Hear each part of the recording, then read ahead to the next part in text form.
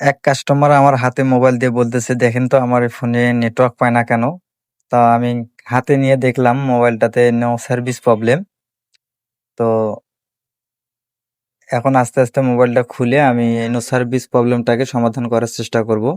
তো দেখতে পাচ্ছেন আমি মোবাইলটা খুলে ব্যাকশেল বডি থেকে আলাদা করে নিচ্ছি মাদারবোর্ডটা। তো মাদারবোর্ডটা আলাদা করে নেওয়ার পর এখানে উপরে যে আইসির যে শাটারটা স্টিলের যে প্যানেলটা থাকে সেটা আমরা রিমুভ করে নিব। তো সুন্দর করে হিট দিয়ে আমি প্যানেলটাকে রিমুভ করে নিলাম। আর মূলত এই সমস্যাটা এই যে পিস্টন আইসি থেকে এই সমস্যাটা হয়। তো এই আইসিটা চেঞ্জ করতে লাগে না, শুধু এই আইসিটাকে হিট দিয়ে হালকা করে একটু হিট দিয়ে নাড়া দিলে ঠিক হয়ে যায়। তো দেখতে পাচ্ছেন আমি সুন্দর করে আইসিটাকে হিট দিয়ে একটু নাড়া দিয়ে নিলাম। এরপর আইসিটাকে একটু থিনার দিয়ে পরিষ্কার করে নিয়ে মাদারবোর্ডটা সুন্দর করে পরিষ্কার করে নিয়ে আমি আবার সেটিং করে দেখব যে নেটওয়ার্ক পাই কিনা। তো দেখতেই পারছেন আমি ফোনটা সুন্দর করে ফিটিং করে সিম ব্যাটারি লাগিয়ে ফোনটা চালু করে দেখলাম যে ফুল নেটওয়ার্ক পাচ্ছে।